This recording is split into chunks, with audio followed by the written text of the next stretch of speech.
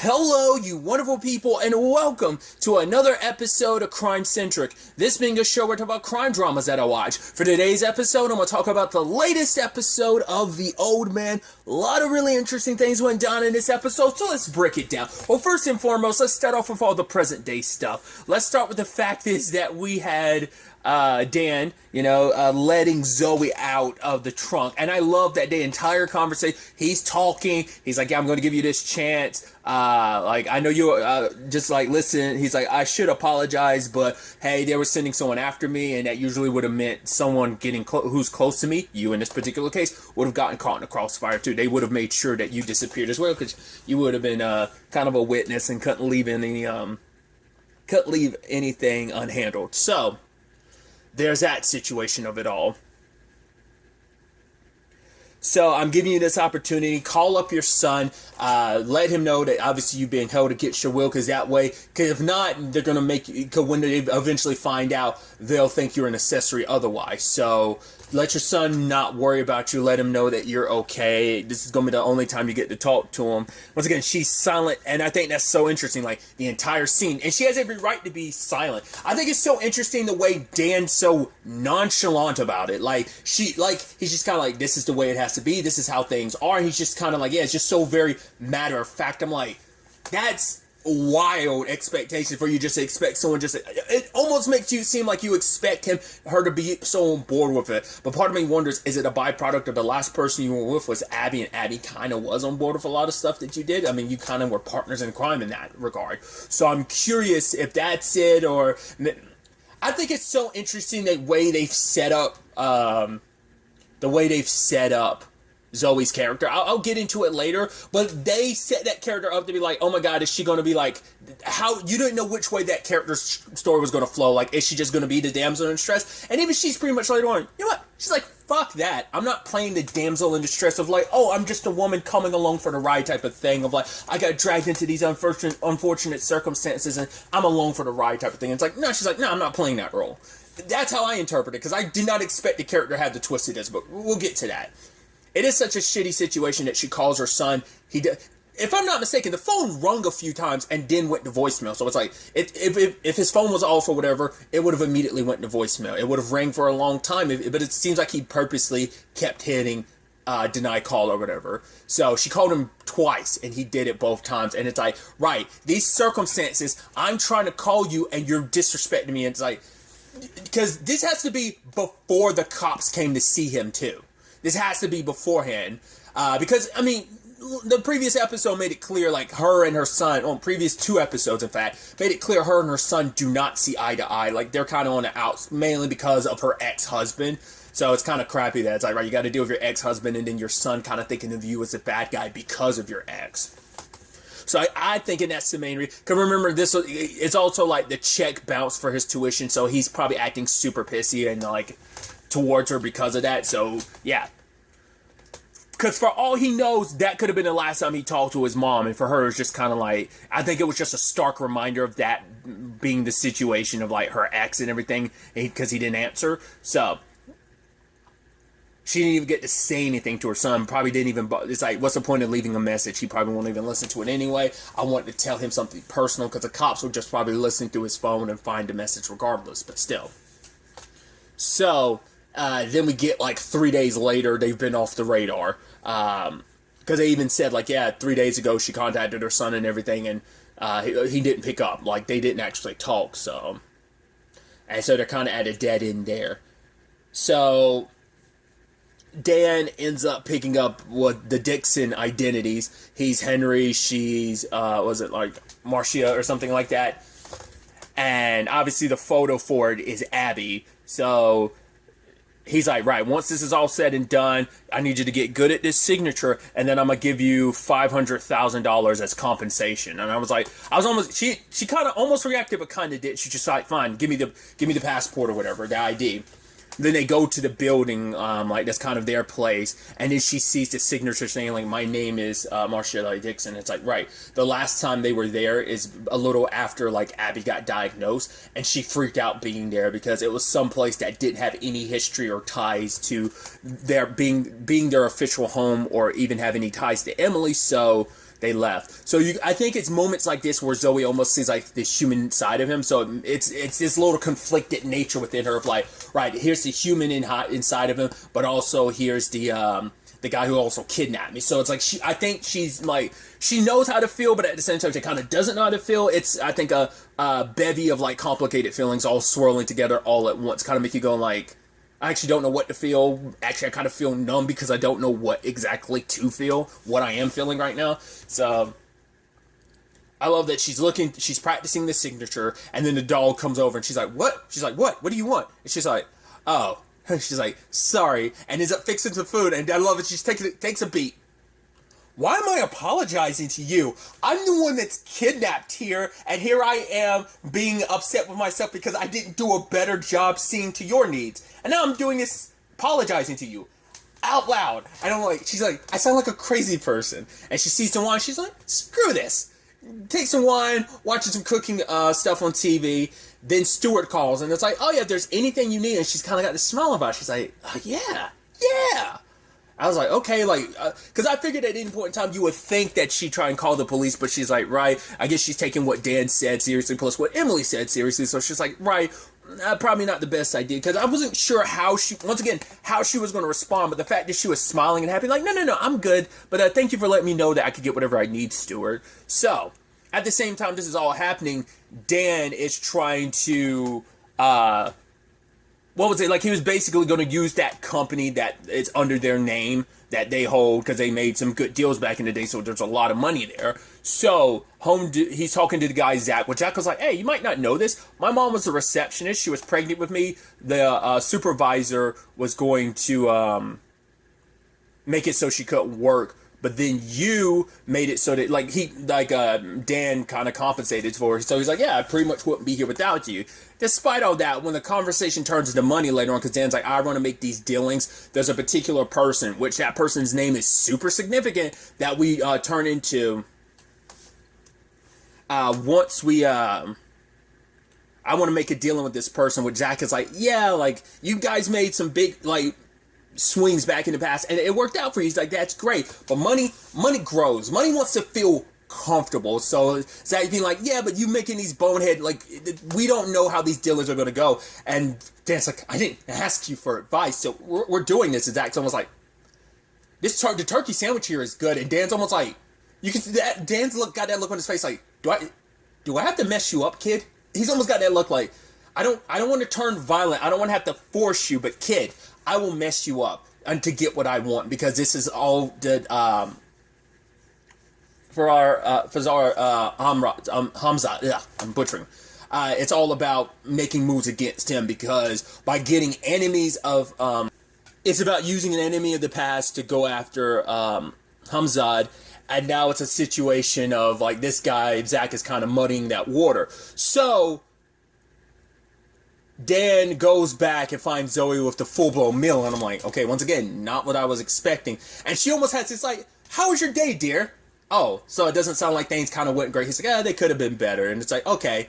And they're sitting there, and she hands him something. I'm like, what is that? At first I was like, wait, was that the money he was offering her? She's deciding to give it back? And it's like, oh, those are divorce papers. It's like, wait, what? She's like, yeah, because I figured with divorce and my name being on like, if I divorce things, then you're going to go into a whole audit situation. Everyone's going to keep you at arm's length because of the complications this will cause business-wise. And Dan's like, what the fuck are you doing? I'm like, that scene took me by surprise. I'm like, what am I watching? Once again, I think they crafted that character where I'm like, I wasn't expecting this arc for this character. She's like, cool. So basically, you have two choices in front of you. She's like, one, the fact of the matter is, I want to help you. You are going to sign over half of everything over to me under my name, and I'm going to stay here, and I'm going to help you because I believe you, and I believe your daughter when she says like the good person you are, because she's like, I remember the moment I stopped knowing who I was, and that the fact is it nearly killed me, and I believe that somewhere deep down inside what your daughter says about you, I believe that about you, that person is still there. I can help you figure out who you are under all of this, because when you spent so long, like, you've lost yourself, like, I know that feeling, I understand it better than anyone else, so I can be there for you in that regard. And it's like, all right, But yeah, we're going to be in this together. It was like, well, what's option number two? Option number two is you pay me a substantial amount of money and I stay silent and I will stay here until everything is over. And it's like, yeah, it was like, well, how much is that going to cost me? Oh, it's going to cost you half of everything. I'm like, I love it. I was like, this woman, holy shit. This is why, once again, I said it, like, she's, like, you would think, like, okay, this is your typical damsel in distress arc, but it's like, nah, once again, fuck that.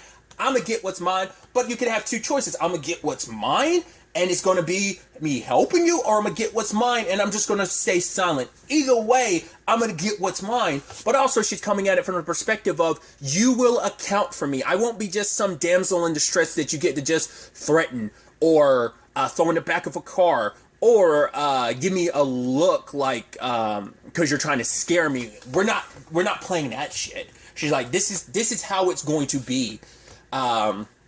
Because you will account for me. Basically, like, we're entering a situation, an agreement that I will matter. I will have so much money invested in this. I will take so much from you in this circumstance. You will have no choice but to listen to me, to account for me. Any decisions you make is with me involved. And he's like, do you know what you're doing? You're putting yourself in danger. You're putting me in danger. You're putting my daughter in danger. And Zoe will not budge on this. I was like, he's like, that fucking blackmail? I'm like, yo, you got involved with the wrong woman. But I think maybe the interesting thing is it's going to be kind of similar to how Johnny and Ballor's story. It might be a little bit of a reflection of that. Obviously, this is Dan and Zoe, but there might be a little, because what's the end result going to be like?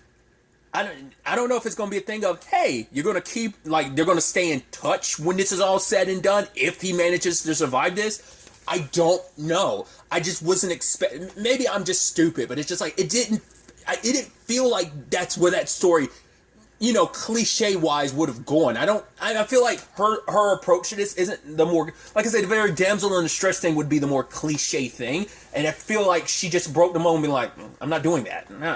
No. We're going to do this where you have no choice but to account for me.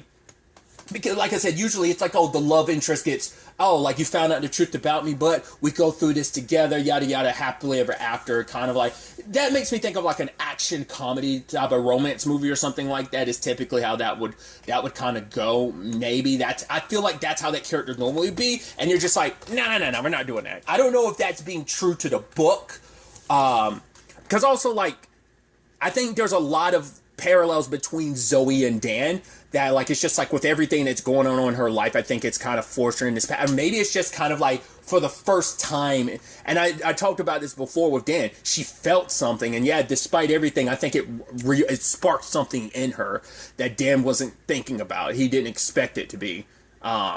I mean, to be fair, he kind of dragged her into this moment he got closer. He should have never done that. Yes, it was about trying to keep up like pretenses, because it's like, right, if I didn't kind of go along with things, she would have thought something was weird, how I didn't want to ever go out. But regardless, I think it's the reason why it also hit Dan so hard, because he got blindsided by this, just as he got blindsided by Emily. It was a back-to-back twofer. First, Emily blindsides him, now Zoe. I think that's why it caught him even more off guard. Plus, everything was Zach probably blindsided him and pissed him off. So it's like a threefold. It's Zach, Emily, Zoe. It's like the triple bam, bam, bam, back-to-back, I think, is what made him kind of snap at the end.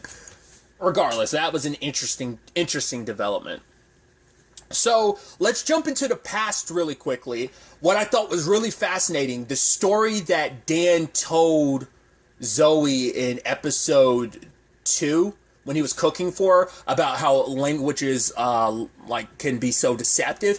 The fact is, the person he was referencing, like, oh, this person heard this story when they were younger. The person he was referencing was Hamzad. So I'm like, that's wild. Considering where your relationship is, you took the man's wife, you still keep his advice. I mean, granted, I guess it's like, right, no matter where you get it, even if you got advice from your mortal enemy, I guess you still would take that advice if it's good advice, and that would stay with you because it meant a lot.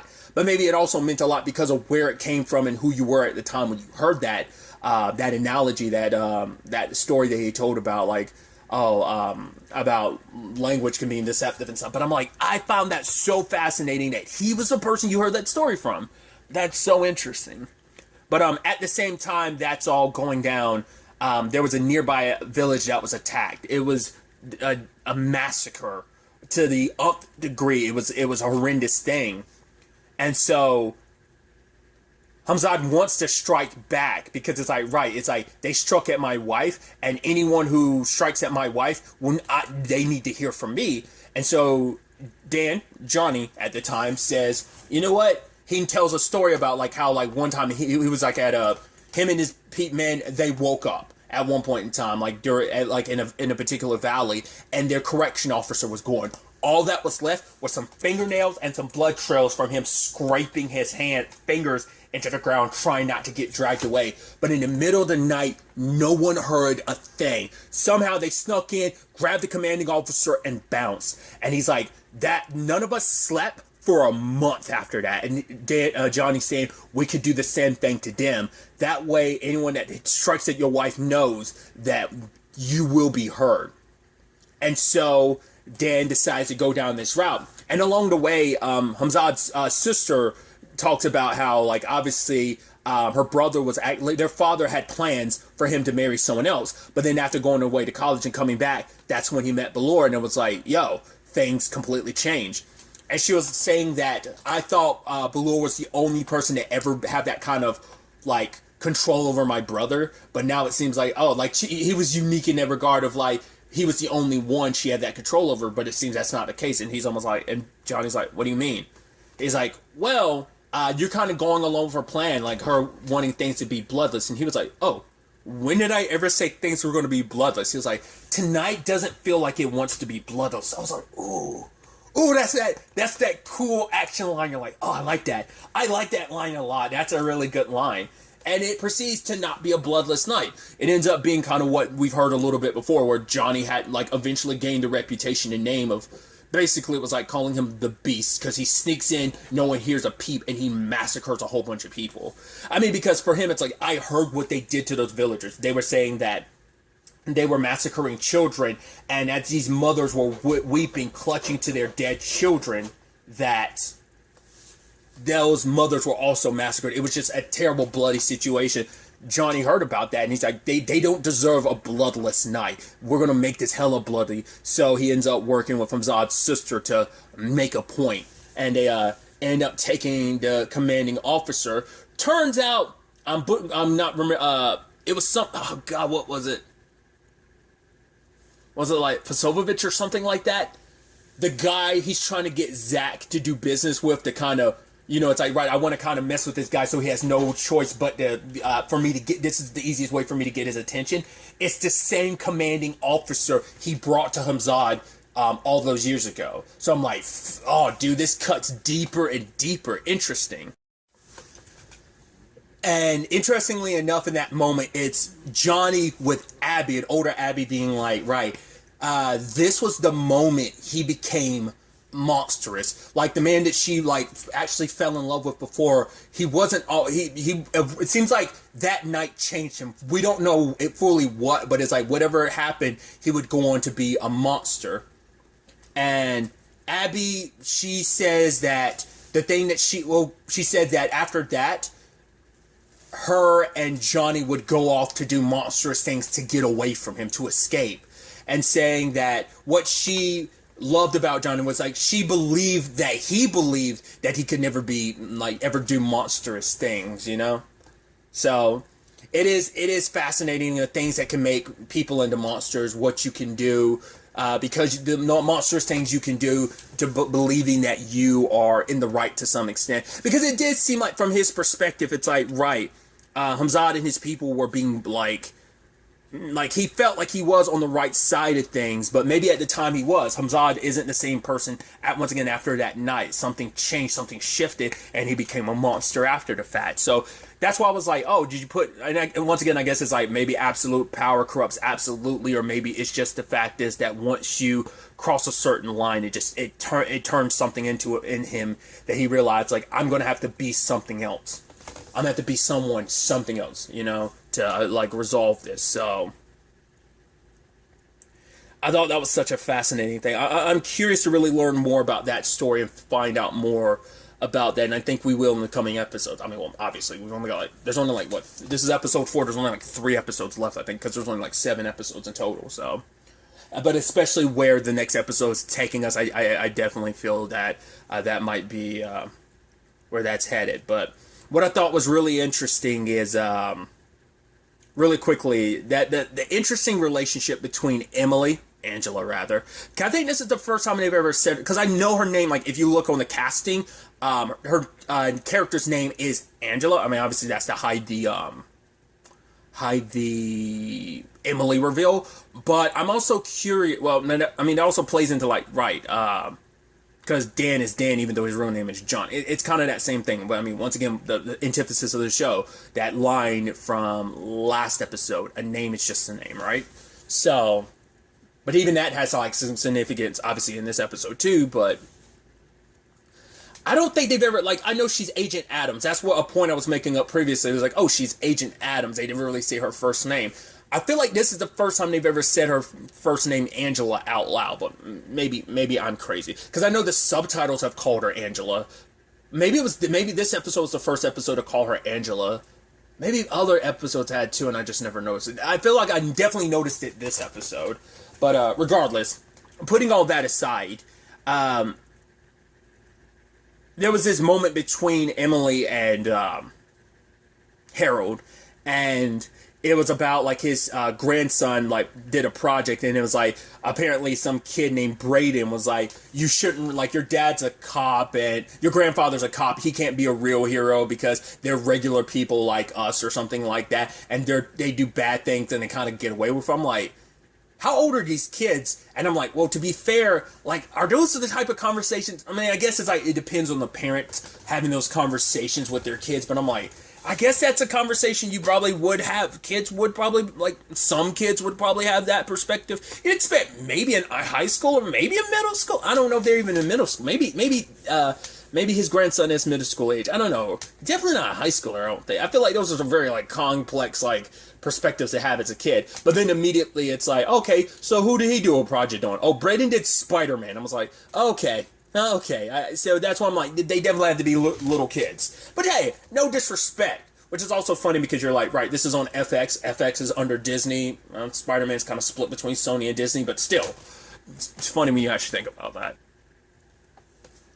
But what I thought was really interesting is Harold being like, right, you're asking about Ballure again, and Angela's like, what? He's like, why? Why are you so interested? Like, before, like, when I brought her up, it seemed like it bothered you, and now you're asking about her again. And she had to, like, pivot it by being like, well, no, I just feel like we know two sides of the story, and I just feel like we're missing the invisible player in all of this, that is Ballure, like, Hamzad's wife. Like, there's something there, like, she might be the key to figuring out, like, what it is that he actually wants. And you could tell Harold's almost like, huh. Because the moment she reacted the way she did when him and Waters were talking about everything last episode, he was almost like, what? That's why I wasn't sure if he was onto her or not. But he got a little suspicious.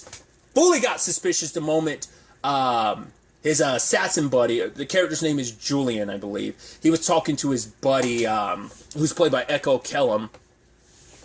It was interesting. He was like, the line between life and death is so... There's a very few differences between it. He was basically like, right, because it's so easy to slip from being alive to dying. He's like, right, like referencing the Kevlar. It's like, right, Kevlar protecting you from, like, you know, and broken ribs protecting you from a bullet to the heart. He's like, that's all it took.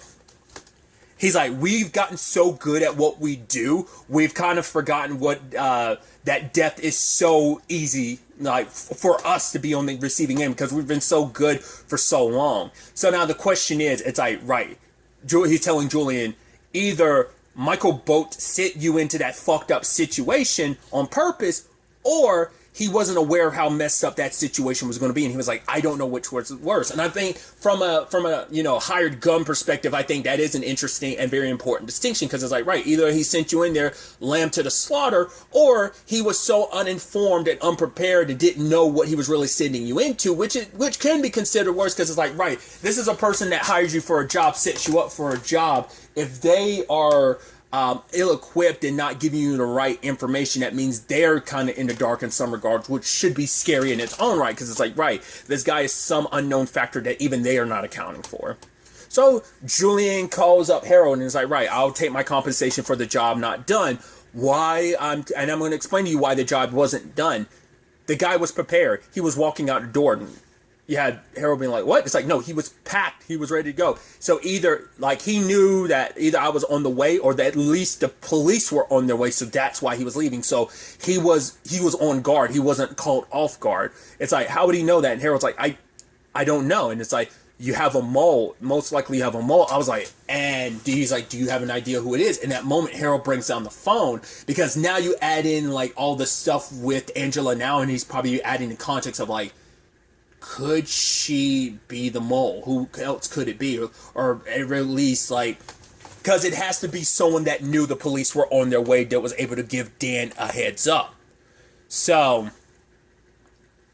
later on, he's sitting down with Angela, Angela / Emily, which Dan was like, do not go to that meeting. It's like, yeah, but this way we can get information about what Hamzad really wants. So, it'd be more suspicious for me not to be there anyway. So, all three of them sit down with his lawyer, and the lawyer's just kind of like, right, Hamzad's mad about, like, the way this is kind of going down, your failure. So,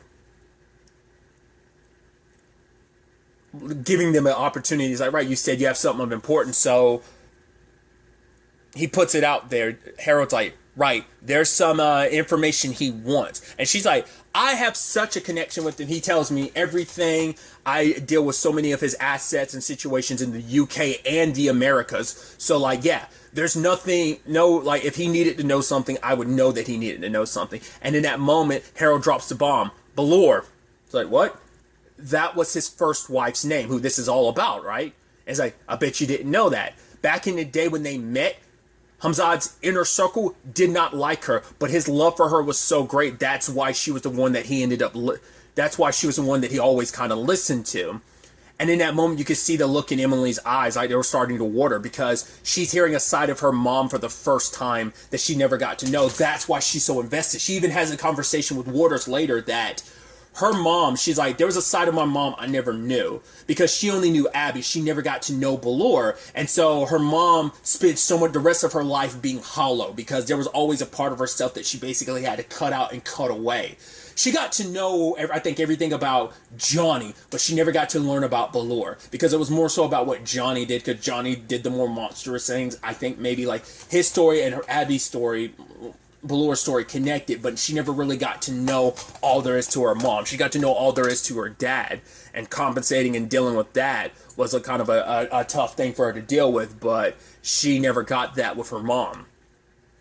So when the time came, the opportunity has arisen. She wants to take advantage of. She wants to know more about her mom, and she's sitting there hearing him talk about it. It's like, right, I never got to see it up close, but he's like, I saw it from afar in real time, and he's like,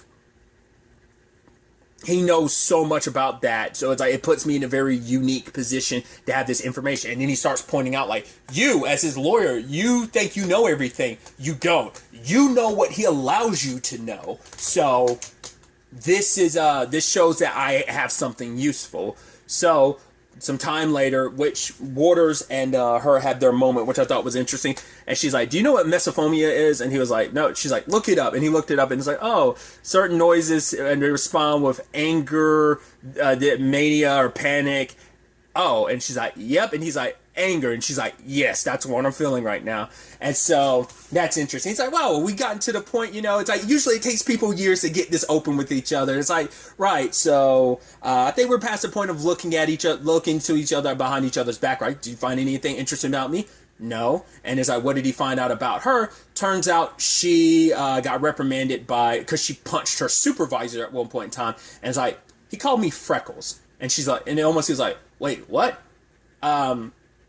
Which part of me almost wonders, like, did that actress ever deal with that? Because, yes, she has very apparent freckles. So I'm wondering, like, was that line ever written like that specifically? Because that is something she's ever had to personally deal with in life. I personally always thought freckles were always like I don't know, I always thought they were a cute thing, but maybe it was, because there's at least one girl I can think of I've known since like elementary school who had like freckles, because we were in part of middle school together. We were also in high school, all 4-ish years together. So she's one of the few girls I can think of off the top of my head that distinctly had freckles. No, there's at least two I know that had freckles, so very distinct freckles. tangents and all that aside. But it's a really interesting story that she had talked about. Going back to the whole thing about her mom. Seeing how hollow her mom was, she made a promise to herself she would never be like that. So she found something that she was good, and she found something, and she worked tooth and nail 24/7. She pushed herself to be really good at it, so that she would never find herself in a situation where she would ever feel hollow. And this supervisor calling her Freckles, his whole thing was like, trying to be funny. He wanted to make her feel like she didn't belong, but it's like, fuck that, I do belong. This is where I belong. So she punched him in his face. And she got terminated, but then her supervisor's boss was like, if she walks, I walk. And that person ended up being Harold. So that was really interesting. So that's one of the things, I guess, that bound them together. You would assume at that point in time, she probably already knew about who Harold was, but for him to stick up for her like that. Once again, it's so interesting, like, considering your father, you probably knew the entire story, you probably had to have known about Harold's involvement, because he is majorly involved in the story, to some faraway extent, but he's still majorly involved. So, you add that in, and you just happen to work for him. I guess it's like, life just had a funny way of working like that. Like, I don't know. It just seems so interesting. And so, the lawyer comes back. She's like, I usually expect a certain response from Hamzad that is going to be anger or like well beyond anger. I expected those reactions. He's literally like, if you want to continue this conversation, Harold, you need to be on that plane in an hour. And it's like, wait, what? And then everyone's almost like, wait, what's happening now? It's like, no, this conversation will be ongoing. You get on that plane in an hour. Or if you're not on that plane in an hour, literally everything's going to be laid at your feet. It's going to be majorly be your blame. Because Hamzad getting his way, because he's made an agreement with the government, so the government's going to be using Harold to be the scapegoat. I mean, because it kind of falls on him, because it is the thing of, it is believed that he got in contact with Dan and gave him the heads up the first time around. So, it's definitely all going to fall on him. So, kind of don't have much of a choice in this situation. So, and Emily calls up her dad and tells her what he's going to do. And he's like, no, you can't do that. It's dangerous. Like, get rid of the phone, burn us all to the ground, and then, like, I'll come pick you up. But for her, it's like, no, I'm good at this. Because she's kind of stuck between losing a load of herself. Because he's like, right, is that you saying that or is that Angela? And she's like, I don't know. At this point, the lines are so blurred, I can't tell. But the fact is, this is something I'm good at. And my life was fine. Everything was fine until I heard the name Hamzad. And it's like, I will not be okay until this is over. What you have planned is going to end up with him dead, right? So until he's gone, I won't be okay. So I have to see this through. Harold's already suspicious of me, and I'm not acting like me right now. I'm acting probably more like Emily rather than I am Angela. But a combination of like, right, I would like, Angela would want to see this through because it's her job, but Emily wants to see this through because this is about her mom and this is about the past. Once again, I still believe the information, I've said this previously in the previous review, the information he's looking for, I think it is about Emily. Like, he probably knows that she's actually still alive, and that's probably going to be an issue. The moment he sees Emily, he's probably going to see Balor in her, and that might be a problem. But what's definitely interesting is she gets on the plane, and Harold and Waters have this conversation where it's like, right, she's a good one, and that she will walk into a fire, but I don't know why you would ask her to. And he was like, okay, Ray, do you have kids? And he's like, no. He's like, well, maybe one day you will, and they will break your heart, and because you'll realize it's a byproduct of you, because you let them in. So I don't know how to interpret that. I interpret that initially as he knows something's up with her. He probably has an inkling she's the mole, and it's like, right, this person, they're eventually going to do something that's going to break your heart, but it's your fault because you let them in the first place, essentially. So you put them in a position to break your heart. So that seems like he's like, that's the lesson you kind of end up learning because you kind of basically asked for it. So that's where he's like, right, he opened his heart up to Emily and now Angela, and now it's going to be his undoing to some extent. So I think that's going to be an interesting plane ride, and wherever they end up going to meet Hamzad, I think that's where things are going to get really interesting as well. So I'm very, very fascinated to see where the hell this next episode takes us. What those conversations are going to be like. What is the information that Hamzad is after? You know, what role is Harold going to play in this? Will things kind of work out on Dan's side of things, especially with this whole Zoe thing, which I think it will. I think he's going to go with option 1 instead of option 2. I mean, you still get, like, you lose half of everything regardless, but I think it's better to have her by his side, especially when he's kind of lost a little of who he is. So I think that's all going to be necessary. But we'll see what happens. But really, that's all I want to talk about. Till the next time we meet, be happy, be safe, live life to the fullest, and enjoy it. Good day, and goodbye.